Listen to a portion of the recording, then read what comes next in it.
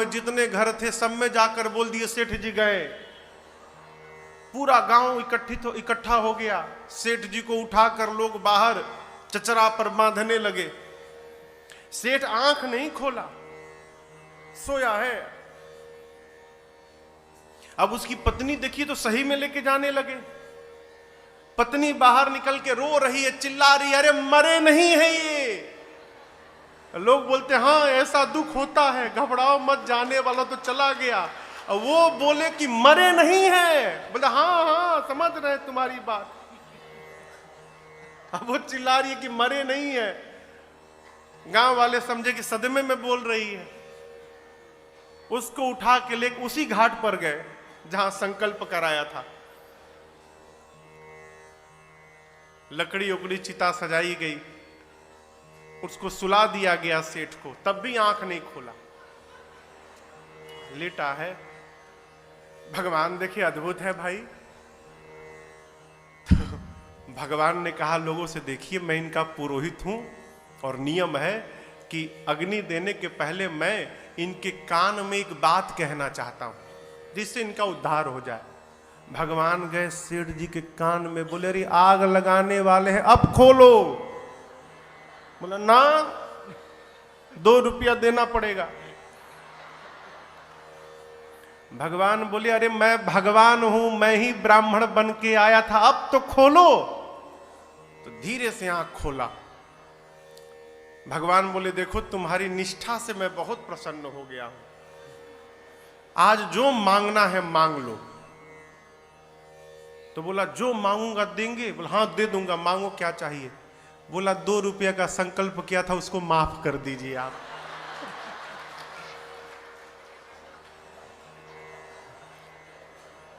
भगवान बोले चलो माफ कर दिया। ये कथा क्या कहती है?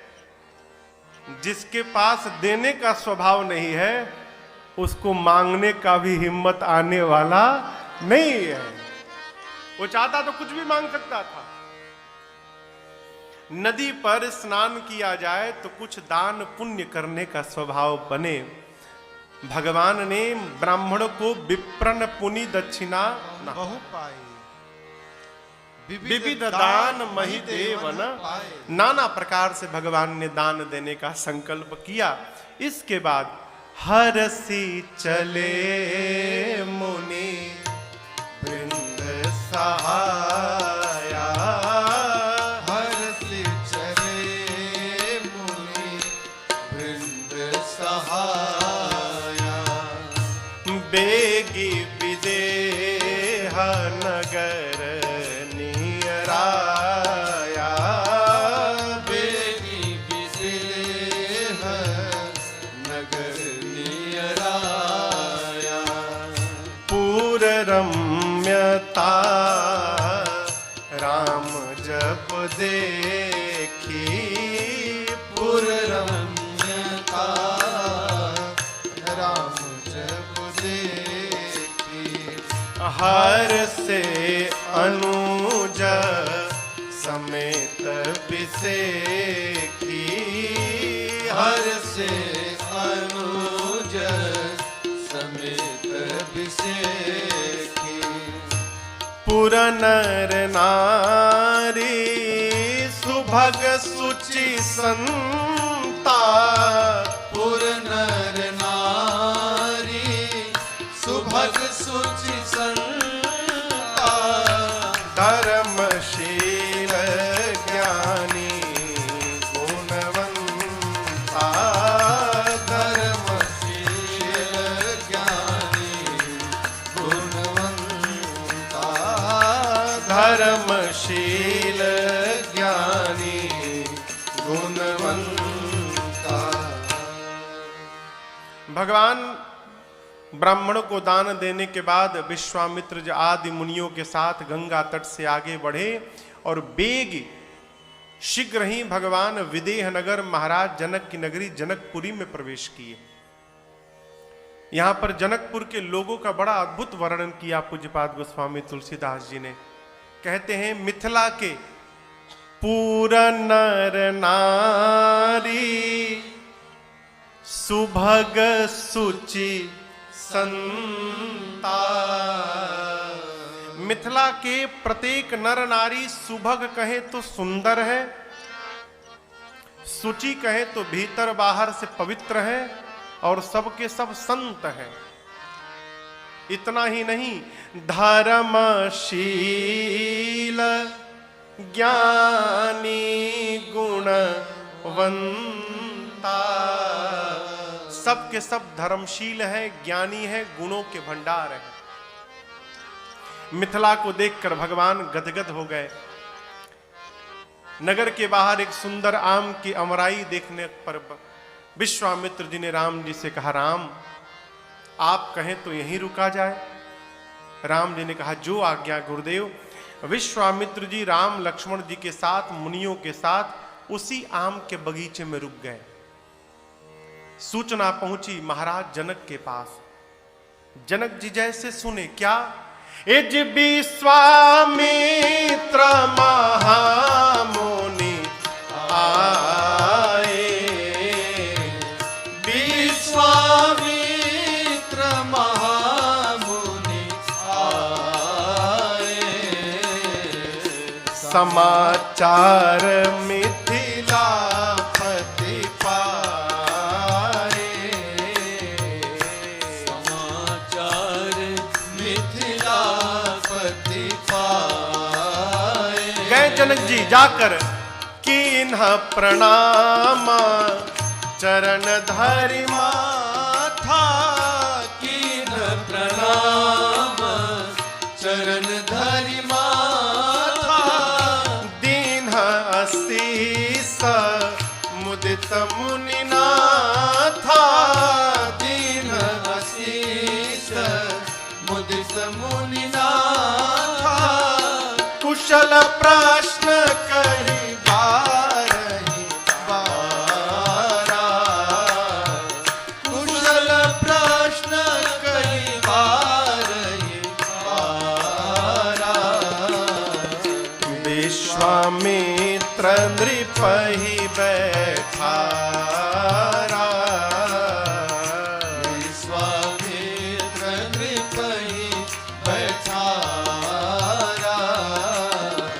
विश्वामित्र नृपहि बैठारा।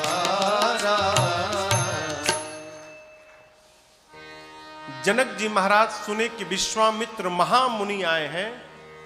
जनक जी महाराज चले गए उनके स्वागत हेतु, परंतु समझिएगा अकेले नहीं गए। संग सचिव मंत्री लोग थे, सुचि भूरि भट्ट श्रेष्ठ बिरुदावली गाने वाले थे, भूसुर ब्राह्मण थे, बर गुर ज्ञाति। उनके गुरुदेव भगवान सतानंद जी थे। इन सबको लेकर चले मिलन मुनिनायक ही, मुदित राव एहि भाव। जनक जी महाराज ब्राह्मणों को, बिरुदावली गाने वालों को, अपने गुरुदेव भगवान को, अपने मंत्रियों को, सबको लेकर विश्वामित्र जी के स्वागतार्थ पहुंचे। क्यों? जिस प्रकार का अतिथि होता है वैसा ही उसका स्वागत भी करना चाहिए। कौन आएगा तो कौन लेने जाएगा, इसका भी जीवन में मानदंड निर्धारित होना चाहिए। आया कौन है? महामुनि। तो महामुनि आए हैं तो मिथिलापति स्वयं चले गए लेने के लिए। गोस्वामी जी एक तरफ महामुनि लिखे तो दूसरी तरफ मिथिलापति लिखे, समाचार मिथिलापति पाए। गए, जाकर जनक जी महाराज ने विश्वामित्र जी के चरणों में दंडवत किया है। कीन्ह प्रणाम। कैसे कीन्ह? तो चरण धरी माथा,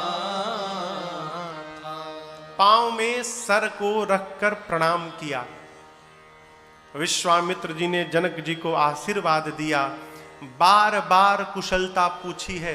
किसने? विश्वामित्र जी ने। अरे एक बार समझ में आती है कुशलता। अब जैसे आप किसी के पास गए, उसने द्वार पर पूछा और बताइए सब कुशल है ना, आप बोले हाँ। ले जाकर भीतर बिठाया कमरे में, फिर पूछा और बताइए सब कुशल है ना, आप बोले हाँ। पानी ला के रखा, फिर पूछा और बताइए सब कुशल है ना। आप सोचेंगे कहीं बतिया बार बार पूछ रहे हैं।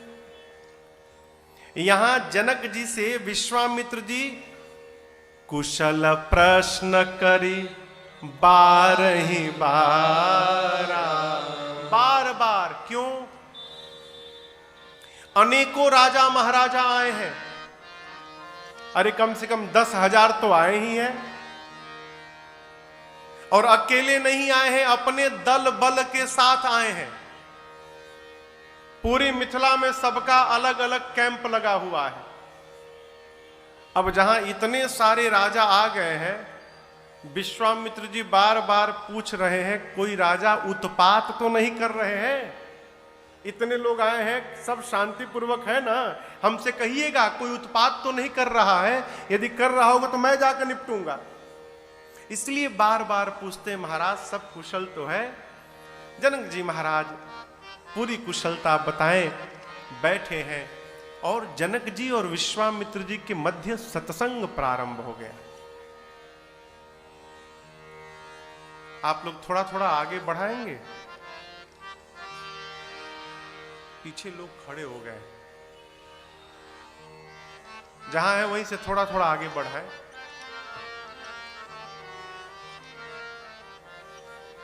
श्री राम जय जय राम, श्री राम जय जय राम, श्री राम जय जय राम, श्री राम जय जय राम, श्री राम जय जय राम, श्री राम जय जय राम, श्री राम जय जय राम, श्री राम जय जय राम, श्री राम जय जय राम,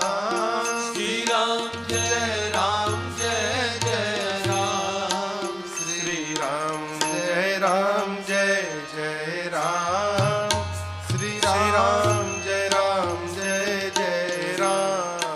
श्री राम राम जय जय राम, श्री राम जय जय राम, श्री राम जय जय राम, श्री राम जय जय राम, श्री राम जय जय राम, श्री राम जय जय राम, श्री राम जय जय राम।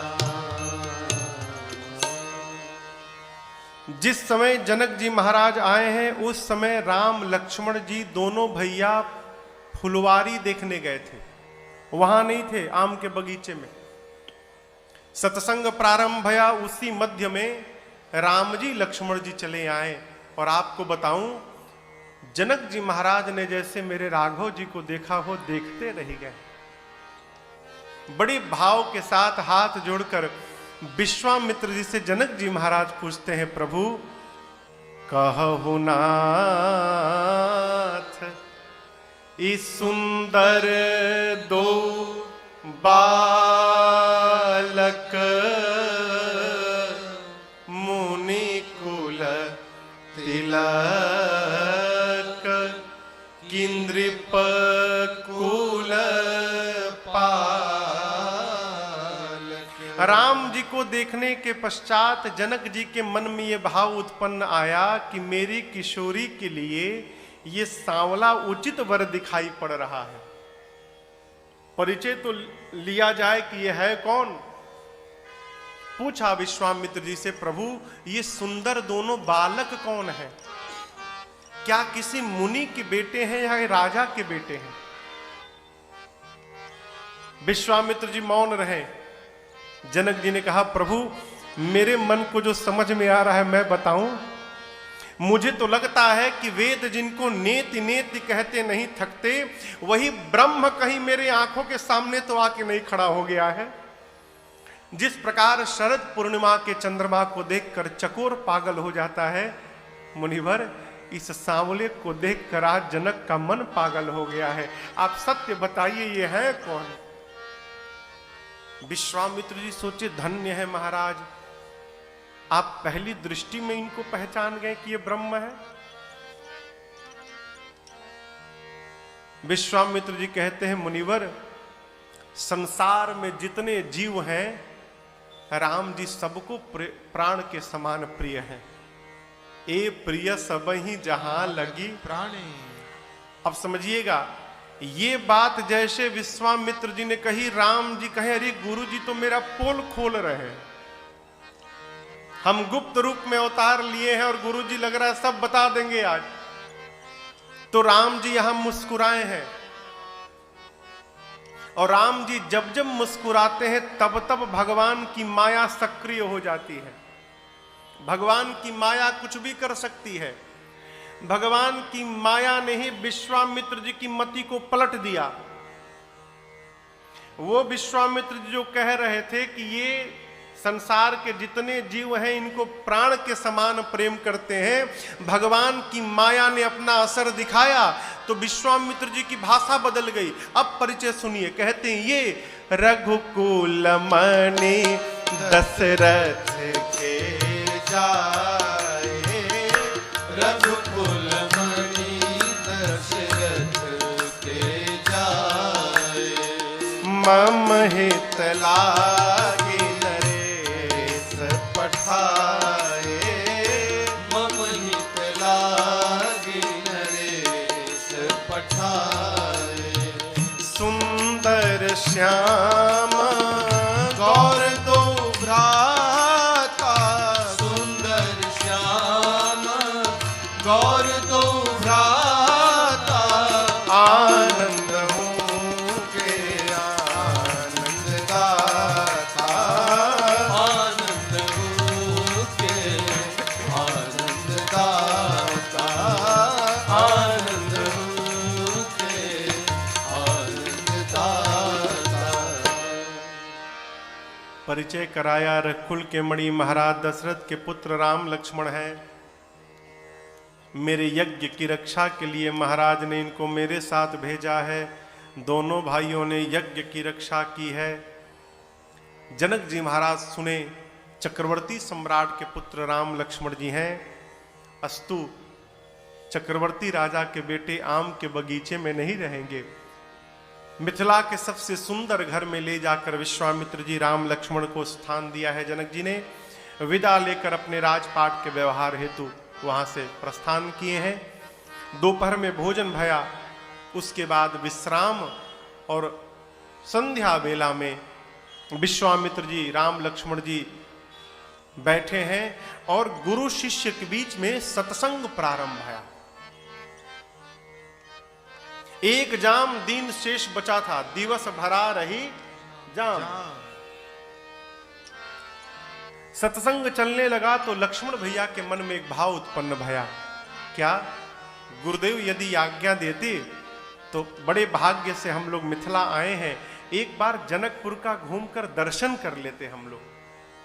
अभी बतिया गुरु जी से कहे कि कथा चल रही है, इसमें कोई कहेगा, आयोजक कहेंगे कि महाराज यदि 2 मिनट आप बंद कर दे तो बहरी से घुमाओ तनी, कोई कहेगा। लक्ष्मण जी मन की बात मन में रख के मुस्कुराने लगे, काश गुरु जी कही देते। राम जी सब जान गए।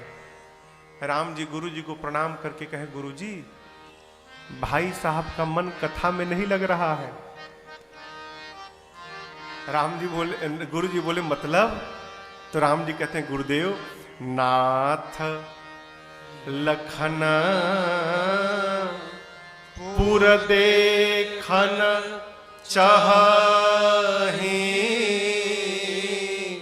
अप्रभु सको डर प्रगट न कह। आपके डर और संकोच के कारण बता नहीं रहे हैं। लक्ष्मण जी नगर घूमना चाहते हैं। गुरु जी बोले अकेले कहां जाएंगे ये? राम जी बोले हम हैं ना। यदि आप कह देंगे गुरुजी हम ले जाएंगे, तुरंत लेके आएंगे। नगर दिखाई तुरंत ले आओ, मतलब संशय ना रहे कि जाके उधरे रह जाएंगे। गुरुजी आप टाइम लिमिट देंगे, उसी के भीतर आ जाएंगे। अब गुरुजी सोचने लगे कि नगर वो दिखा सकता है जो पहले देख कर गया हो। जिस प्रकार लक्ष्मण जी पहली बार आए हैं, उसी प्रकार राम जी भी आए हैं। तो जब ये स्वयं नगर नहीं देखें तो ये लक्ष्मण को क्या दिखाएंगे। अब जैसे हम यहां से कथा के बाद राजू भैया के घर जाते हैं, तो जो भैया गाड़ी चला के ले जाते हैं वो लाते दूसरे रास्ता से, और रोज रात को नए नए रास्ता से ले जाते हैं। मुझे आज तक रास्ता भी याद नहीं हुआ कि कहां जा रहे हैं हम। कभी आगे से ले जाते हैं, कभी पीछे से ले जाते हैं। कहो जड़बता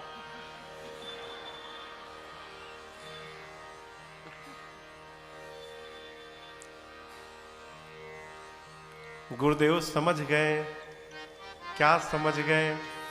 ये दोनों भैया नगर देखना नहीं चाहते हैं, फिर नगर वासियों को अपने रूप का दर्शन कराना चाहते हैं, इसलिए जाने की अनुमति मांग रहे हैं। गुरु जी ने आज्ञा दे दी, जाई देखी आवहु नगर, सुख निधान दो भाई। और असली बात, करहु सुफल सबके नयन, सुंदर बदन दिखाए। आप तो देखिएगा ही, और अपने को भी दिखाकर मिथिला वालों के नेत्र को धन्य करके राम लक्ष्मण जी आप शीघ्र वापस आइए। राम लक्ष्मण जी गुरु जी को प्रणाम करके चले। अब आप समझिएगा, महाराज जनक के साथ कई लोग गए थे। उन लोगों ने राम लक्ष्मण जी को देखा था, आकर सब अपने अपने घर में बता चुके थे कि विश्वामित्र जी के साथ दो ऐसे राजकुमार आए हैं, वो इतने सुंदर है ना, जनक जी महाराज की मति हेरा गई थी। अब ये बात पूरी मिथिला में फैल गई। लोग आपस में सोचने लगे कितने सुंदर होंगे वो दोनों।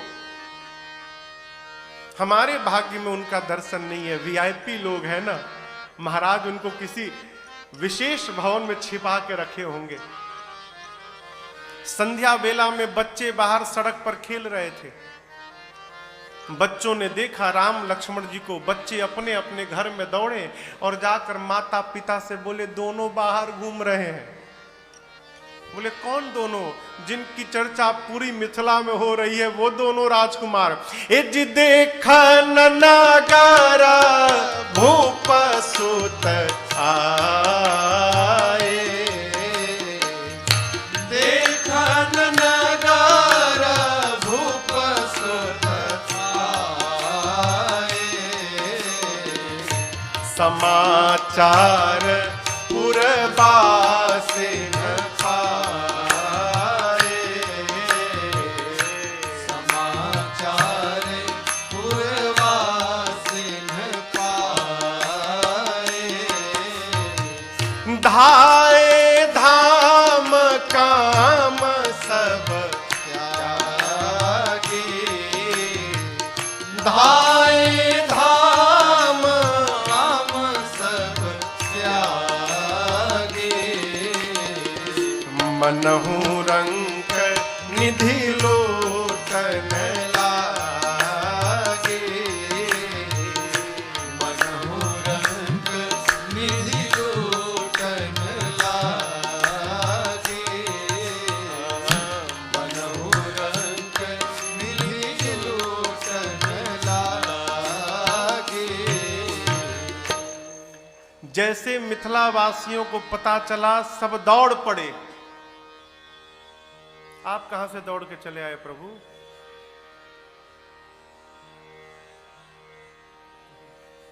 पटना लग ही बका ही जा कहीं?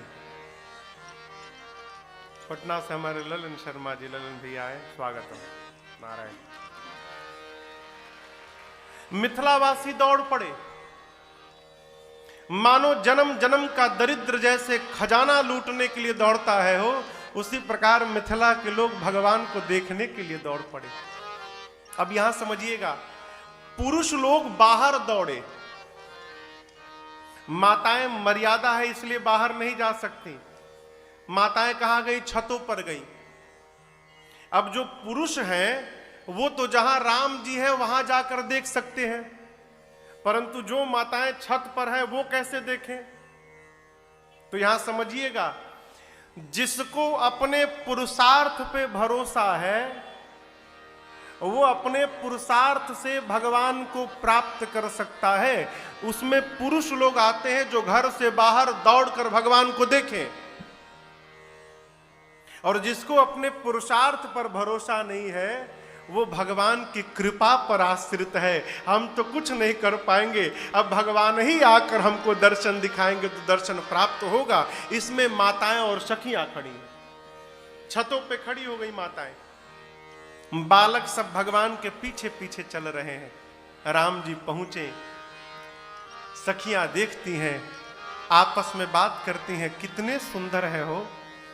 एक सखी ने कहा ब्रह्मा जी इतने सुंदर हैं, दूसरी ने कहा पगलाइल बड़ू का, ब्रह्मा जी के 4 मुख हैं, इनके तो एक ही मुख है। एक ने कहा फिर विष्णु भगवान, बोले ना ना, उनके 4 भुजा हैं, इनके पास तो 2 ही भुजा है। हाँ? एक ने कहा फिर शंकर भगवान कैसे रहेंगे? बोले और क्यों ना भेटाइल हा? विकट वेश मुख पंच पुरारी, विकराल रूप धारण करके रहते हैं। अरे ये तो इतने सुंदर हैं, इनके एक एक अंग पर करोड़ों कामदेव को न्यौछावर कर दिया जाए तब भी कम पड़ेगा, इतने सुंदर है ये। उसी में एक सखी कहती है ऊपर से, उन सखियों में मेरी सीता मैया की 8 सखियां थी, 8 सखियां। पहली सखी ने कहा बताओ ना, संसार में ऐसा कौन होगा जो इनके रूप को देखकर इन पर मोहित नहीं होगा। दूसरी सखी ने कहा मैंने इनके बारे में सब पता लगा लिया है। क्या बताओ? ये जो आगे आगे सांवले वाले हैं ना, इनका नाम है राम, इनकी माता जी का नाम है कौशल्या। अब पीछे पीछे जो गोरकू है ना, धनुष बाण लिए हैं, उनका नाम है लक्ष्मण, उनकी माता का नाम है सुमित्रा। और ये दोनों अयोध्या वाले महाराज दशरथ के पुत्र हैं, राम लक्ष्मण। विश्वामित्र जी की यज्ञ की रक्षा करने बक्सर आए थे, वहां सुने कि मिथिला में यज्ञ हो रहा है तो यज्ञ देखने आए हैं। और बतावें, मार्ग में अहिल्या जी का भी उद्धार कर दिया है राम जी ने। तीसरी सखी ने कहा देखो, सांवले को देखकर तो ऐसा लग रहा है ना कि अपने किशोरी जी के साथ इस सांवले की जोड़ी बड़ी सुंदर दिखाई पड़ेगी, है? काश इनके साथ विवाह हो जाता। यदि महाराज को पता चल जाए ना इस सांवले के बारे में तो महाराज जनक अपना प्रण छोड़ देंगे। राम लक्ष्मण जी नीचे जा रहे थे, लक्ष्मण जी आवाज सुन लिए सखियों की बात को। राम जी से बोले भैया लागत आ केहू आपन खास ऊपरा बैठल बा, पूरा परिचय जाना था हमनी के, देखी का एक बार। राम जी बोले देखिए मत ऊपर, नीचे देखो। चौथी सखी ने कहा देखो, जनक जी महाराज ने इनको जाना भी है, पहचाना भी है, लेकिन इसके बाद भी महाराज ने अपने प्रण का त्याग अब तक नहीं किया है। पांचवी ने कहा चिंता मत करो, जहां तक मैं जानती हूं ब्रह्मा जी सबको उचित फल देते हैं। यदि ये बात सत्य है तो ये सांवला वर ही किशोरी को प्राप्त होगा, इसमें कोई संदेह नहीं है। छठवीं नाचने लगी, ये बतिया सुन के हो। एक ने कहा तू काहे नाचा तारू? तो छठवीं ने कहा मैं ये सोच के प्रसन्न हो रही हूं कि विवाह के बाद जब ये दोबारा सीता जी को लेने के लिए आएंगे तो हम लोगों को फिर से इनका दर्शन प्राप्त होता रहेगा, कितना आनंद आएगा। 8 में से 6 सखियों ने अपना भाव रख दिया, अब कितनी बची? 2। 7वीं का नंबर आया। बोली 7वीं सखी राम को रच दिए हैं विधाता ने जोड़ी सुघर, पर ये धनुष कैसे तोड़ेंगे हैं बारे कुंवर। छोटे हैं अभी, ये धनुष कैसे तोड़ेंगे हैं बारे कुंवर। मन में शंका बनी की बनी रह गई, ये धनुष कैसे तोड़ेंगे हैं बारे कुंवर। कितने छोटे हैं ये, इनसे धनुष हिलेगा भी। अब अंतिम सखी की बारी आई, 8वीं सखी बोली। 8वीं सखी छोट देखन में है, पर चमत्कार इनका तू नहीं जानती। क्या किया है? अरे एक ही बाण में ताड़का राक्षसी, बस एक ही बाण में ताड़का राक्षसी। उठ सकी ना पड़ी की पड़ी रह गई, एक ही बाण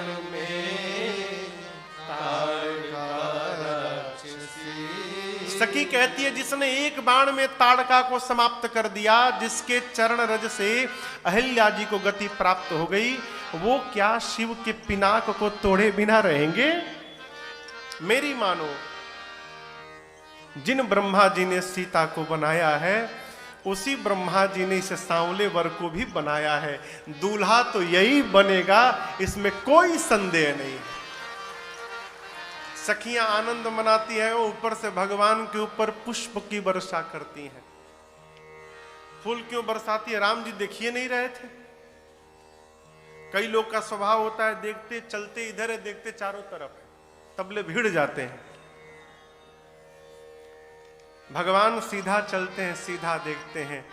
सखियों ने ऊपर से पुष्प की वर्षा की, भगवान ने मुखमंडल ऊपर किया, सखियों पर दृष्टि गई, सखियों को लगा मानो परमानंद की प्राप्ति हो गई है। आनंद देते भगवान बच्चों के साथ धनुष यज्ञशाले का दर्शन किया और संध्या बेला में विदा करके बच्चों को प्रभु और भैया लक्ष्मण गुरु जी के पास आते हैं। भोजन, उसके पहले बयारू आरती, भोजन, उसके बाद विश्राम। सबसे पहले गुरुदेव भगवान सोए, राम लक्ष्मण जी गुरु जी के पांव की सेवा करते हैं।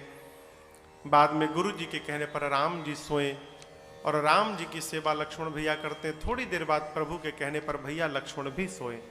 प्रातः काल उठे लखन निसि विगत सुनी, अरुण शिखा धुनि कान, गुरु ते पहिले जगतपति, जागे राम सुजान। प्रातः काल सबसे पहले लक्ष्मण भैया जगे, फिर प्रभु श्री राम जगे, बाद में गुरुदेव भगवान जगे हैं। प्रातः क्रिया से निवृत्त होने के बाद राम जी विचार किए कि गुरुदेव पूजन करेंगे तो पूजन में पुष्प दल लगेगा। अस्तु स्वयं जाकर गुरु जी से अनुमति मांगे और पुष्प दल लेने के लिए भगवान जनक जी महाराज की योग वाटिका में चले गए। समय जानी गुर आय सुपाई, लेना प्रसून चले दो भाई, भूप पाग पर देखे उजाई, जहाँ बसंत ऋतु रही लुभाई, लागे बेटर पर मनोहर नाम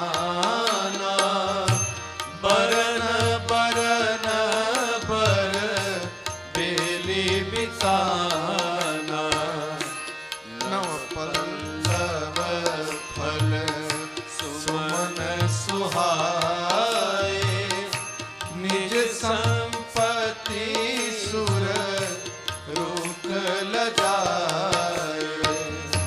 चातक को किला कीर चकोरा, चातक को किला कीर चकोरा, पूजत विहंगर कल मोरा। पूजत विहंग नटक कल मोरा, पूजत विहंग नटक कल मोरा। यहाँ पूज्यपाद गोस्वामी तुलसीदास जी महाराज ने जनक जी महाराज की इस दिव्य पुष्प वाटिका का वर्णन किया। एक बात समझिएगा, हम क्या हैं ये हमारा घर बताता है। हमको मुख से बताने की आवश्यकता नहीं है, घर स्वयं बताता है कि हम क्या हैं। श्री हनुमान जी महाराज विभीषण जी से बाद में मिले थे, पहले उनका घर देखे थे। आप लोग सुंदरकांड पढ़ते होंगे, क्या चौपाई है? भवन एक पुनि देख सुहावा, हरि मंदिर कहाँ भिन्न बनावा। विभीषण जी के घर को देखकर श्री हनुमान जी ये कयास लगा लिए थे कि अवश्य भगवान के किसी भगत जी का घर है। हम भक्त होंगे तो हमारा घर बताएगा कि भगत जी का घर है, और भक्त नहीं है तो हमारा घर ये भी बताएगा। कैसे पता चलेगा महाराज? भगत जी के घर में जाइएगा तो तुलसी मैया दिखाई पड़ेंगी, है? और जो भगत जी नहीं है उनके घर जाएंगे तो अब वहां काका दिखाई पड़ेगा। अब आप जाकर देखिएगा। एक घर में हम और विनय गए थे बनारस में, उनके जैसे ड्राइंग में जाकर बैठे, बाघ लटका था उल्टा छाल, देख के डर जाएंगे आप, इतना विशाल। याद है? जनक जी महाराज का जीवन ऐसा हो, उनके जीवन का प्रभाव उनकी वाटिका में दिखाई पड़ रहा है। जितने पौधे लगे हैं सब मनोहर हैं। मनोहर यानी जिनको देखने के बाद मन का हरण हो जाए। किसी पौधे पर सूखे पत्ते नहीं है, न सूखा पुष्प है, न सूखे फल है। नव पल लव फल सुमन सुहाए। देवराज इंद्र भी इस बगीचे को देखकर लज्जित होते हैं कि हमारे देवलोक में भी ऐसा सुंदर बाग नहीं है जो जनक जी महाराज के पास है। चातक, कोकिल, तोता, चकोर, मोर सब आकर चहचहा रहे हैं। बाग के बीच में एक सुंदर सरोवर है। सरोवर के निकट मां भवानी जी का मंदिर है। राम जी आए, चारों ओर देखें, मालियों से प्रभु अनुमति लेकर और पुष्प दल लेने लगे। इसी बीच अपनी 8 सखियों के साथ मेरी मां सीता जी भी वहां पार्वती जी की पूजा करने आई हैं। कथा में आज पहली बार मेरी किशोरी मैया का आगमन हो रहा है, इसलिए आइए एक बार भाव और श्रद्धा के साथ बोलिए किशोरी मैया की जय। मैया आई हैं, सरोवर में स्नान किया है। स्नान के बाद जाकर पार्वती जी की पूजा करने लगी और पूजा करके सीता जी पार्वती जी से मांग रही हैं। क्या मांगती हैं? अरे सिया मांग रही अवध को राज, क्यों? सरजू नहाने को मैया मांग रही अवध को राज, सरजू नहाने को। मैया मांग रही अवध को राज, सरजू नहाने को। मैया मांग रही अवधपुराज सरजू नहाने को।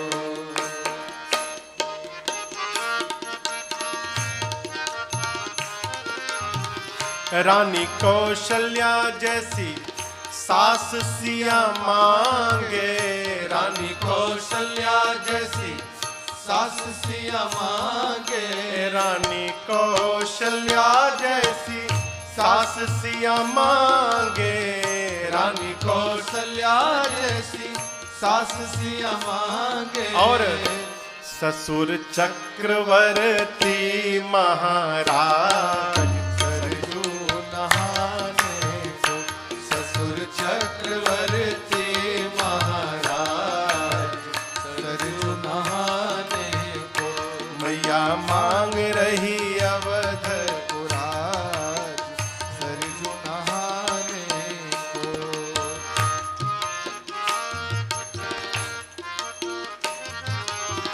देवर भरत लखन रिपुसूदन। देवर भरत लखन रिपुसूदन। देवर भरत लखन रिपुसूदन। देवर भरत लखन रिपुसूदन। और मांगे स्वामी, मांगे स्वामी, हाँ मांगे स्वामी राम रघुराय सरजू नहाने को। मांगे स्वामी राम रघुराज सरजू नहाने को। मैया मांग रही अवधपुराज सरजू नहाने को।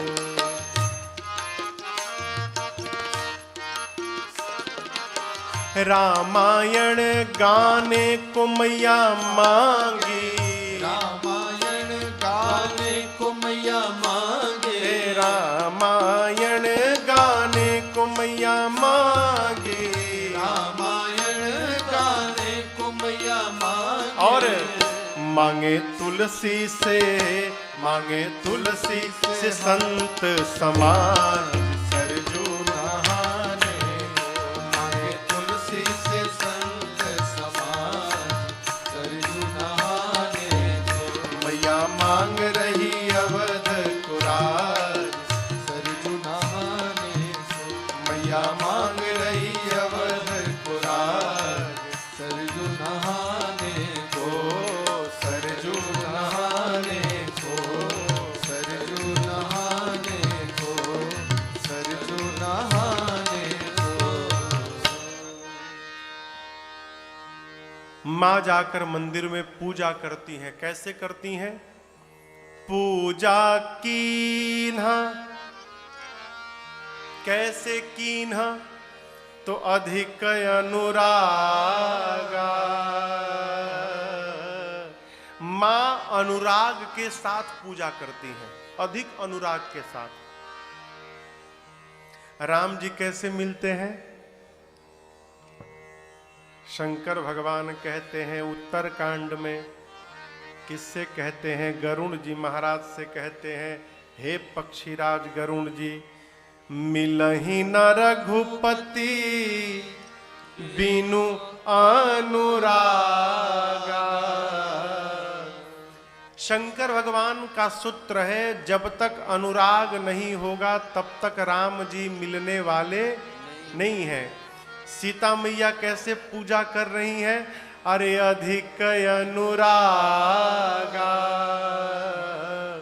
अनुराग से युक्त होकर पूजन कर रही हैं। और पूजा करके मां ने मांगा क्या? निज अनुरूप सुभग वर मांगा। किशोरी मैया पार्वती जी से कहती है, मां आप मुझे ठीक से देख लीजिए और मेरे लायक, मेरे योग्य एक सुंदर वर मुझे दे दीजिए। अभी मां का पूजन चल ही रहा था कि मां की 8 सखियों में से एक सखी पूजा छोड़ के अब बगीचा घूमने चली गई थी।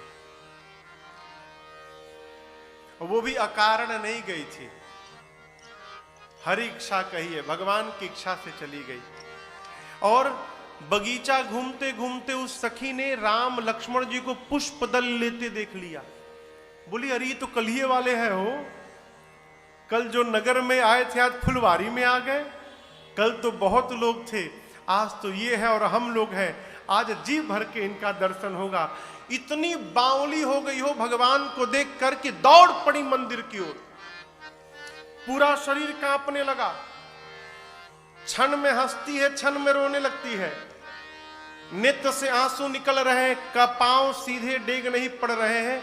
7 सखियों ने देखा तो उन सखियों ने पूछा अरे तुमने क्या देख लिया?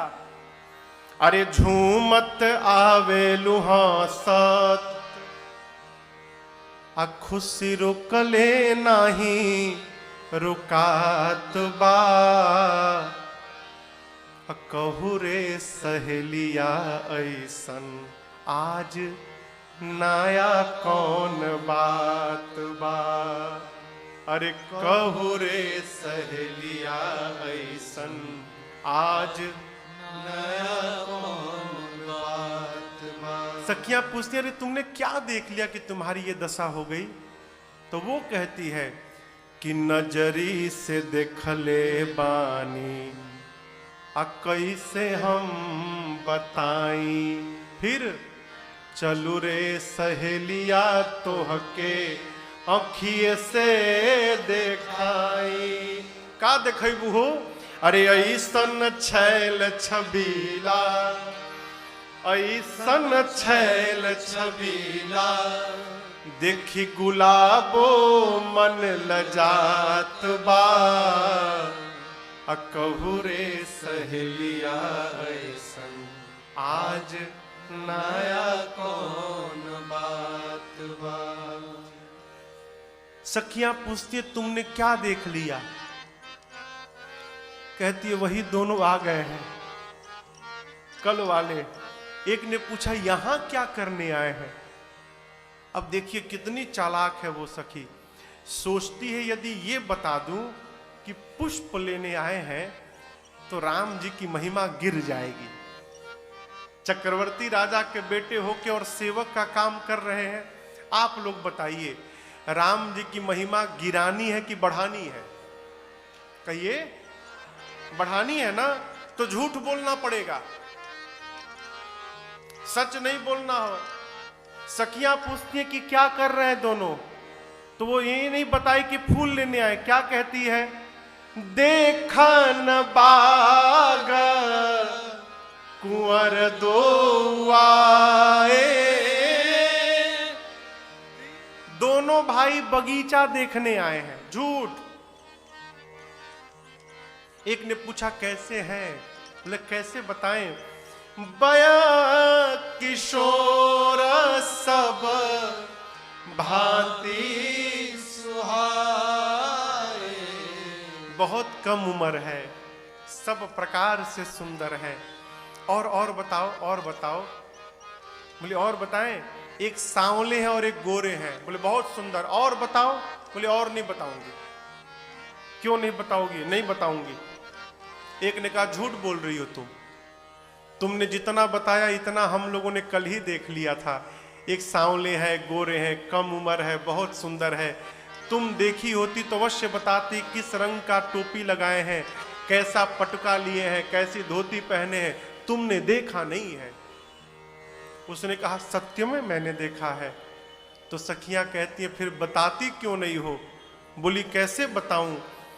जिन आंखों ने देखा है उन आंखों के पास जिह्वा नहीं है कि वो आंखें बता सके, और जो जिह्वा बता सकती है उसके पास नेत्र नहीं है कि उसने देखा है। देखा है आंखों ने, बताना है जिह्वा को। देखे कोई और अब बतावे कोई और, ऐसा संभव है क्या? ऐसा नहीं हो सकता। मैं एक बात बोलूं, अरे तुम लोगों ने उनका आंख नहीं देखा है रे। अरे जैसे जादू है, हाँ जैसे जादू है उनकी नजरिया में, कोई आया सखी फुलवरिया में, कोई आया सखी फुलवरिया में। जैसे जादू अरे हाँ जैसे जादू, अरे हाँ जैसे जादू है उनकी नजरिया में। कोई आया सखी फुलवरिया में, कोई आया सखी फुलवरिया में।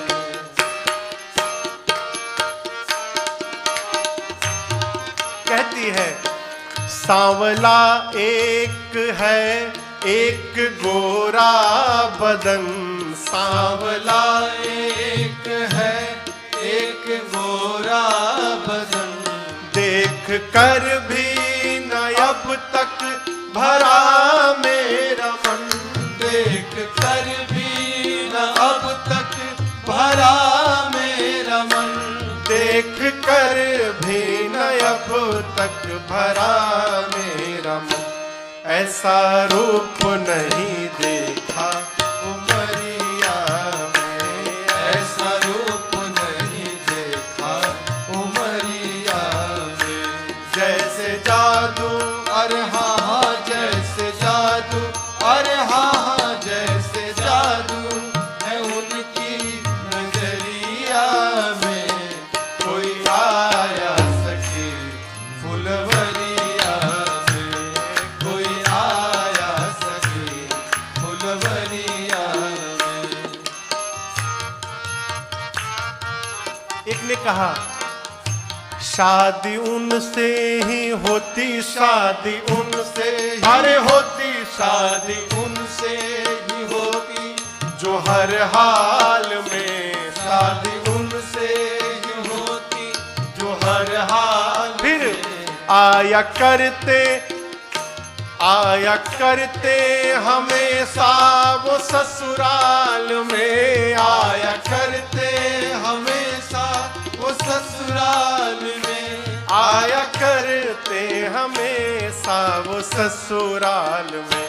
नैना डूबे रहते रूप की लहरिया में, नैना डूबे रहते रूप की लहरिया में। जैसे जादू अरे हाँ हाँ जैसे जादू, अरे हाँ हाँ जैसे जादू है उनकी नजरिया में। कोई आया सखी फुलवरिया में, कोई आया सखी फुलवरिया में, कोई आया सखी फुलवरिया में। सखी कहती है पूरे नगर में बरनत छवि, जहाँ तहाँ सब लोग क्या अवश्य देखी यहीं देखल जो। सखी कहती हैं उन्होंने अपनी रूप मोहिनी को डार कर पूरे नर नारी को अपने बस कर लिया है कि इन्हें स्ववश नगर नर नारी जिन निज रूप मोहिनी डारी, जिन्होंने अपने रूप मोहिनी को डालकर मिथिला के समस्त नर नारी को अपने बस में कर लिया है। पूरे नगर में उनके रूप की ही चर्चा हो रही है। एक बार हम लोगों को चलकर फिर से देखना चाहिए। सीता मैया उस सखी को आगे करके और उसके पीछे पीछे चल पड़ी। समझिएगा, जीवन में उसी के पीछे चलना चाहिए जिसके पीछे चलते चलते या तो हम भगवान की मंदिर में पहुंच जाएं, या भगवान की कथा में पहुंच जाएं, या किसी संत की कुटिया में पहुंच जाएं। उसी व्यक्ति के पीछे चलना चाहिए। सीता मैया उस सखी के पीछे पीछे चलती हैं। सुमिर सिय नारद बचन उपजे प्रीति चकित बिलोकत सकल दिशि जनु शिशु मृगे सभी। नारद जी ने सीता मैया को पहले ही बता दिया था किशोरी जी, स्वयंवर के एक दिन पहले प्रातःकाल पुष्प वाटिका में जिस सांवले पुरुष का आपको दर्शन प्राप्त होगा वही आपके परम सौभाग्य बनेंगे। मां सखी के पीछे चली, नारद जी की बात याद आई और मां का पुरातन प्रेम जागृत हो गया। गोस्वामी जी कहते हैं चल रही है सखी के पीछे, परंतु जिस प्रकार हिरण का बच्चा अपनी मां से अलग होने के बाद जैसे डर के चारों तरफ देखता रहता है, सीता मैया चल तो रही हैं लेकिन उसी प्रकार चारों तरफ देख रही हैं। अरे जब सखी के पीछे चल रही तो चुपचाप चलना चाहिए, वो जहां देखिए वहां पहुंचा ही देगी, लेकिन मां चकित होकर चारों तरफ देखती हैं।